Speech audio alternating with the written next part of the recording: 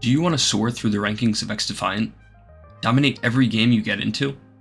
Well, I have 10 tips you can use in every game to help you do just that.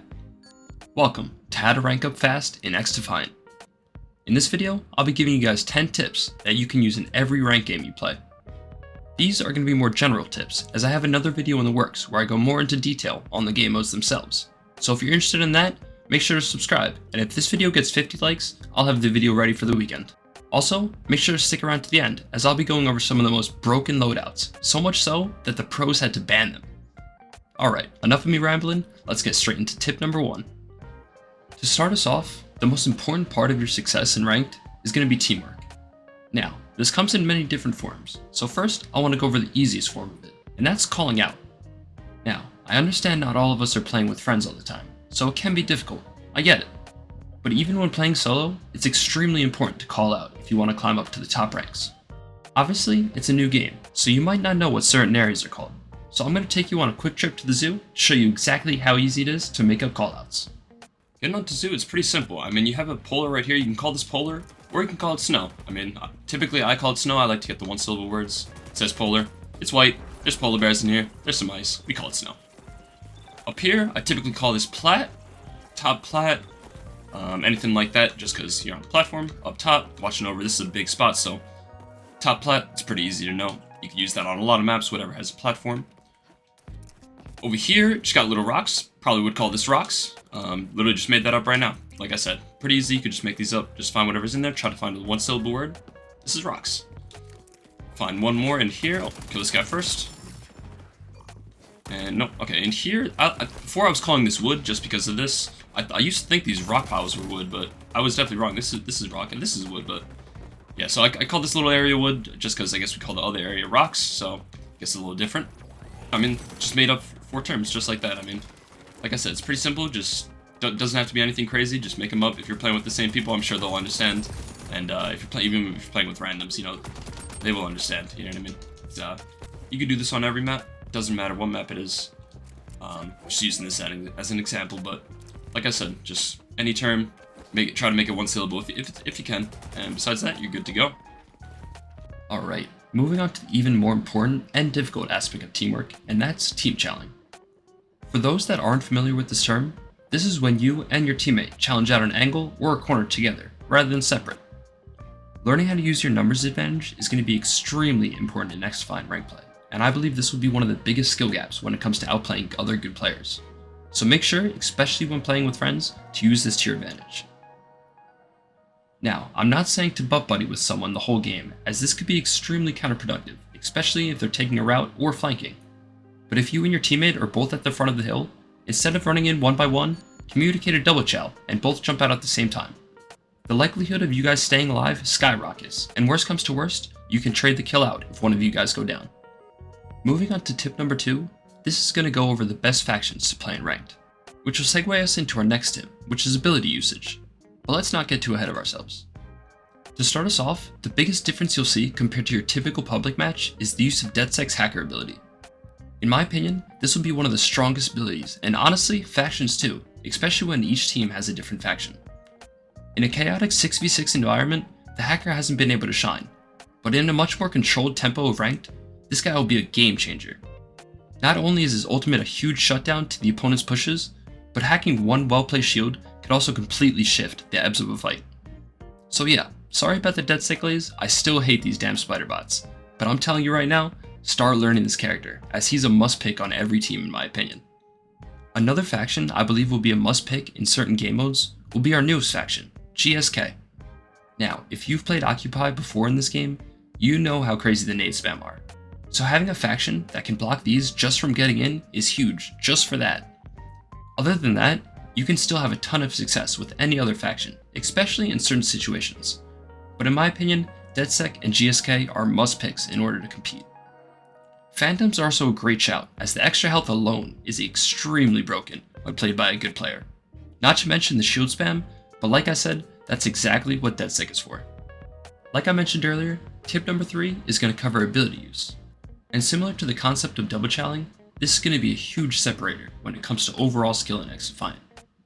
Like I alluded to earlier, DeadSec is a great way to hard counter phantoms. but not every shield needs to be hacked and not every bubble needs to be shut down. Saving abilities for the right time is necessary, especially in the early stages of ranked, where there can be more than one of the same faction on a team. There's no great way for me to tell you exactly when and when you shouldn't be using your abilities, as it's something you'll have to get a feel for, and you'll have to make a ton of mistakes before you perfect it. But in time, you'll see improvement, and like I said, this will be a huge separator in skill, so make sure to keep hammering down on this one. An example I could give is using Deadsec's ult when the enemy team's Phantom is on a control point with their teammates. This will throw them completely off guard, and 99% of the time, you and your team can mow them down out in the open. A situation where it's not necessary would be if 2 or 3 of the enemy's team is dead, and the Phantoms use their ult. In that scenario, it would be much better to hold on to your ultimate, especially when you're only getting it around 2 times a game. Our next tip is going to cover positioning. Now, I can't go too in-depth into positioning as a whole in this video, as we'll be here all day if we do. So if you guys want a more in-depth guide on how you should be positioning yourself throughout the ebbs and flows of a game, make sure to let me know down below in the comments. But for now, let's get into the basics. To start us off, I want to go over the term God spots. These are places on the map that make yourself either an extremely hard kill, or could be a position that allows you to hold down a large portion of the map. Now, after playing XDefiant a whole lot, I can confidently tell you that almost every map has at least one God spot. Finding these areas on a map and consistently playing them will increase your success rate by 10-fold. I do have a video in the works where I go over every map's God spots, so I don't want to give away all my secrets just yet. But I will show you guys one of the best spots in the game that I consistently use in both pubs and ranked. And this is the ledge of the boat on Liberty. This position allows you to catch anyone coming up to the boat with an insane head glitch, as well as allows you to see over the top of this chain fence if you jump, allowing you to see if anyone's coming through mid or pushing out the right side. The next concept, and one of the most important parts of positioning mid-game, is taking space. Like I mentioned earlier, I'm working on a video covering each game mode into depth, so we'll talk about this concept more specifically there. But for now, let's cover the basics. And in my opinion, the best way to show this is through an example. So in this clip, me and my team get a clean 4 dead. As soon as I notice, I turn around, head towards their spawn to cut it off, send over my fire drone, and pre-aim. Take a look at what happens. This is exactly why it's so important to take and give space when it's given to you. Moving on to tip number 5, this is probably our shortest tip, but it's also one of the easiest to learn once you become consistent with it, and that's learning how to watch and read the minimap. Now, echelons do make this a little complicated sometimes, as you'll never see an echelon's red dot on a minimap because of their passive. But for everyone else, it's a huge indicator as to where they are. Whenever you hear shots close and you're not in any action, quickly glance at the top left of your screen, and you'll know exactly where your target is, making it easy to get the jump on them. If you haven't been using your minimap, please start, as this will help you out a whole lot, especially when you're playing without a full squad. Alright, moving on to our next tip, and I'll be honest, this is one of the more harder tips you'll see in this video. Aw shit. FBI, open up! Whoa, chill guys, I'm not pulling a doc, I swear. I was just talking about our next tip, which is learning spawns. Now, in ranked, we have 2 game modes where spawns are the same every round, in escort and zone control, so no need to go into that. But for domination, and occupy especially, learning how to read a spawn is crucial. Similar to tip 3, this isn't something I can perfectly articulate, as it's something you'll learn more through experience on the maps, rather than someone showing you what will happen. But one great tip I have for learning spawns is simply paying attention to where you're spawning, as there's only a limited number of spawn points you'll respawn at during a map. It's never random, so learning the few spawn points of each map is actually a lot easier than it may seem. For the most part, enemies will not spawn near you, but there are many situations on a lot of maps where spawns will be very sticky, especially on a hill in the back of a map. Pushing these spawns out and blocking them completely is necessary if you're working on flipping them. Like I said, spawn knowledge will come in time, as well as learning how to manipulate and block them, so keep putting in the time and you'll get there. Alright, and the last tip we have before getting into the most broken loadouts, I want to go over the concept of having a role. Similar to other competitive games, most of the time, players on a team will have a role, and XDefiant will likely be no different.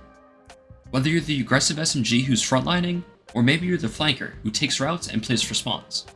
And on the flip side, you could be the fast AR who likes to run it down and take space, or you could be the guy hunkered down with the phantom shield, giving cover fire. All of these playstyles can succeed, but having a whole team doing the same thing typically won't work. For the people who normally play solo, and even those who don't, I highly recommend getting out of your comfort zone and trying to learn these other playstyles just to have in your back pocket. Alright, now let's get into the most broken loadouts. So much so that they've been banned by the pros for being too powerful. Starting us off, we have the AK-47 combined with the heavy barrel and the cleaners faction. With all of these combined, you're now capable of a 3-shot kill to the head, making the time to kill unbelievably fast. Next up, we have the M16 as a whole. This gun was GA'd shortly after the AK, as again, combined with the cleaners faction, you can get some crazy fast kills. Not to mention, the gun has 0 recoil, so adding attachments that just make the gun faster and stronger is possible. Alright, and last but not least, we have the Vector combined with the Phantoms faction. I don't believe this has been banned yet, but I wouldn't be surprised if it was soon to go, as the Vector having the fastest time to kill out of all the ARs and SMGs, combined with the extra 20 health, makes it almost impossible to kill at close range. Even if you get the first 2-shot advantage, they can still absolutely shred you. For our second to last tip, we're going to be putting everything we've gone over in this video and using it here. This tip is just doing and not thinking. XDefiant is an extremely fast-paced game, and there's really only room for split-second decision making. Don't overcomplicate things for yourself. Just go with your instincts and learn from your mistakes, as that's really the best way to improve in anything. Go into the day trying to get better at certain aspects of your game, and slowly but surely you will see improvement, and things will become natural. Like I said, just do, don't think. Okay, and the last tip I have for you guys is just to have fun with it. We all have this fun shiny new toy, and I'm sure a lot of you are as pumped as me, but XDefiant is still a new game, and it's far from perfect, so don't expect rank to be at either. But we do have some great devs, so if you really feel as if something is a problem, simply give them your feedback. They are listening, and they will make changes to improve the game if needed. And always remember guys, this game has no skill-based matchmaking. If you're not enjoying ranked, pubs will be there for you, and it won't feel like you're playing ranked anymore, like how it is in Call of Duty. Like I said, just have fun with it, I know I sure will. Alright guys, that's gonna do it for this video. I really hope you learned something, and I hope you enjoyed. Make sure to leave a like and subscribe if you did, and comment down below what rank you're shooting for in Season 1. Thank you guys for watching, I'll see you next time. Peace.